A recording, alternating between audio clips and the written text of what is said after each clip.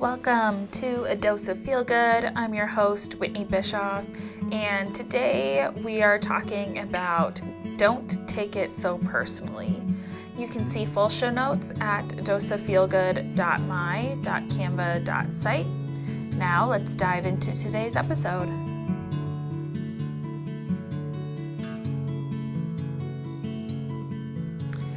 Welcome back, everyone. We are at episode 25, which time is just flying. I feel like yesterday was when we released and it was nice and summertime, and now it is definitely fall. I'm sitting here in my nice big hoodie, the Stay Another Day hoodies.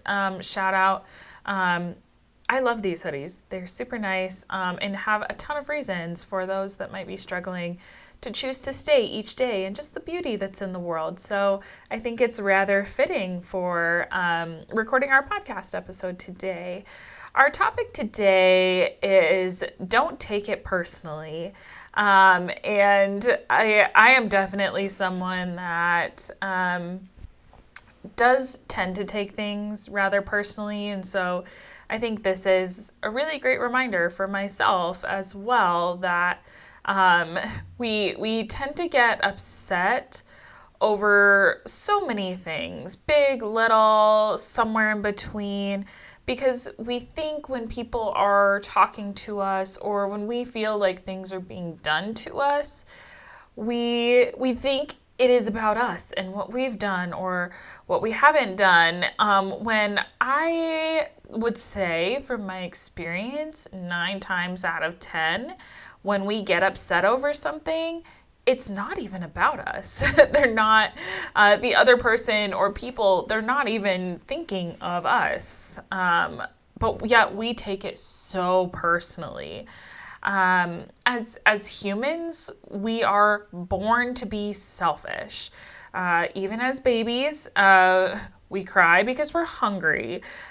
We need everything for us to be able to survive. And so we are taught, just out of being humans really young, that we're selfish. And when things either do or don't go our way, it's 100% because of who we are. We think, that how does whatever this is happening, good, bad, or somewhere in between, how does this impact me?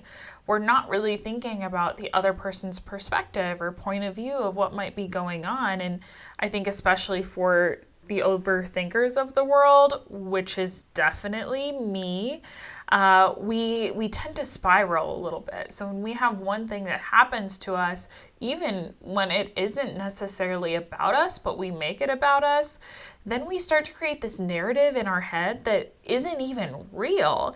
And so we just make it 10 times worse because we are taking it so personally. And so I really want to challenge us today to take a step back, and when we feel like something is happening to us, become that front seat driver in your own story. Life doesn't just happen to us. We might have things that impact us, like I said, good, bad, or somewhere in between there, but we are the authors of our own story. I think to put this into perspective a little bit, we can think of maybe a moment that to us was so small, but in the eyes of the other person, right? If we were maybe those people that were doing things that other people took personally, it can be a monumental moment for them, when for us, it's just kind of this pebble, and for them, it's this boulder moment. And so when we have those monumental moments that happen to us, we tend to think that it is all about us, when in reality, that other person might just have said something and it genuinely was not about us. And yet we maybe have this bitterness or this resentment, and for that person, it really wasn't that big of a deal. And so I've started to teach myself to just take a pause and reframe from that other person's perspective.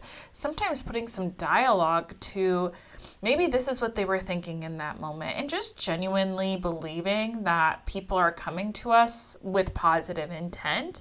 It's not to say that there aren't people out there who their mission in life is to make us feel crappy. There are those people, but I think by and large, assuming that the person who is coming to us, talking to us, maybe doing those things, that they're coming with positive intent. And so what we think is this big, huge thing might just be a mix-up in communication, or they might have other things that are impacting them. And so we want to validate our own thoughts and feelings in regard to, like, why is this impacting me so much?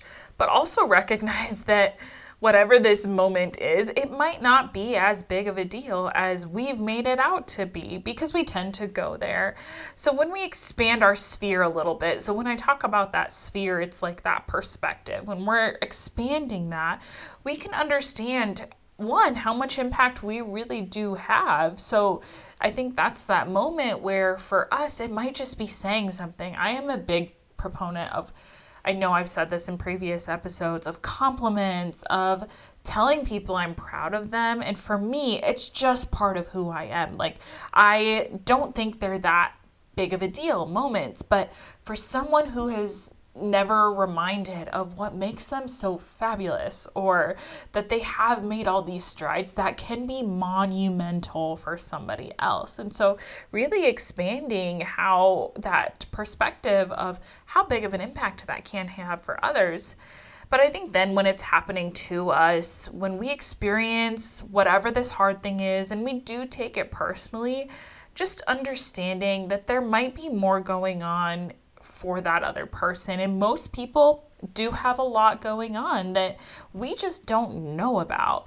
And while that doesn't give them an excuse for them to treat us badly, it allows us to have maybe that understanding that there's more going on, that it isn't necessarily about me.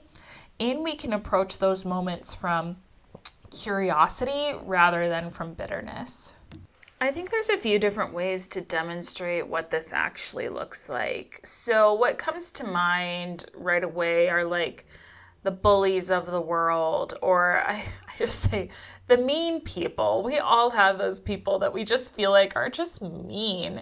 And I think when you look at like movies that talk about bullies, or even books, a lot of the time, like in hindsight, they're the people who are experiencing a lot of things. And so it's that concept that hurt people hurt people. And so when we remind ourselves of that, that if we choose to not take it personally, instead offer some compassion and some caring, and again, approaching it from that curiosity, then we understand that whatever is happening to us isn't actually about us.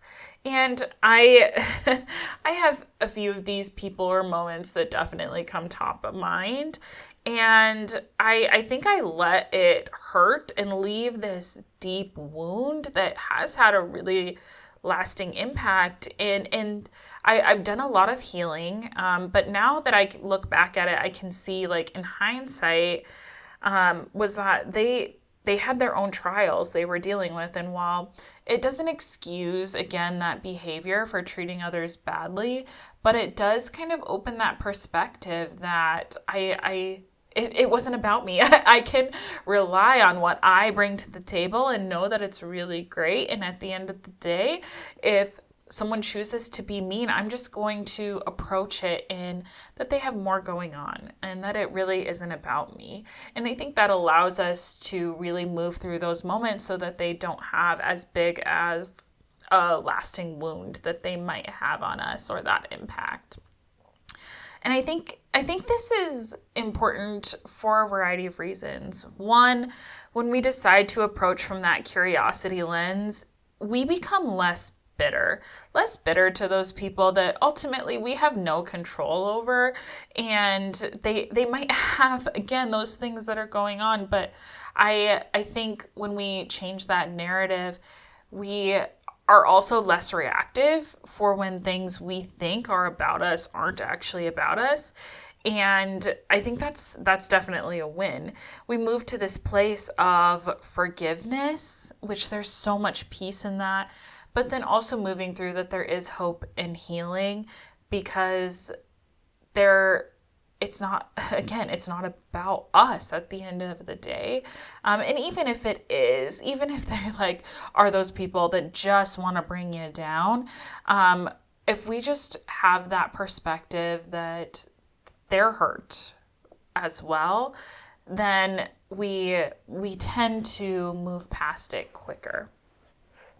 We also can then respond in those moments with knowing that there is good in the world, and that the world where we are now, especially, it wants us to take things personally. I think of things I see on social media or the news, which I have now chosen to just not pay attention to, or even like I think in some relationships, like it's all doom and gloom talk. And I think when we think of all of those things that are in the world, they want us to take it personally because it fuels this fire to push people against each other and allows us to not remain curious because we make it all about ourselves. And I just don't love that. And so if we take the personal out of it, then we can choose to expand our perspective and really understand that, especially in society, when it's pushing us in that direction, that the bad doesn't get to win. It doesn't get to land its mark because I am comfortable and confident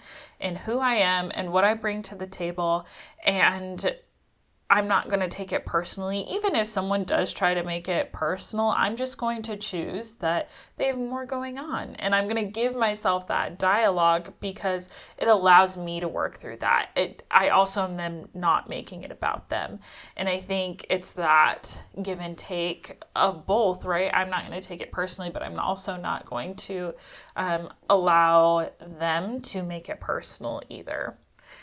So our few call to action, how do we not take things personally?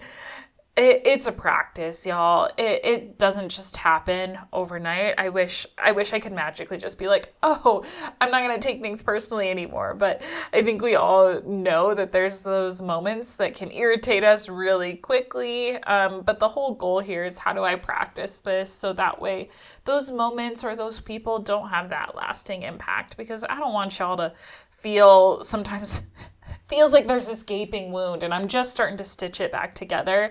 But I'm trying to learn and do better. So one, y'all don't feel like that in the future yourselves, but I never want to get to that place either. So the few things that I want us to do. First, I think it's important to identify those moments that have cut you deep. I know them off the top of my mind. Those are the ones that have feels like I was stabbed and just like ripped open. And I did take it personally. And so identifying what those moments are, what those wounds look like, so that way you can first begin to heal those. I think even for those moments, or then moving forward, when you are hurt by someone or something, reframe that hurt from their perspective. And I think that helps. At least it's helped me really work through those moments that have had that impact. But now when I find myself being reactive in those moments that I feel like I am taking personally, I really pause and reframe it from their perspective, and that understanding that they might be hurt themselves.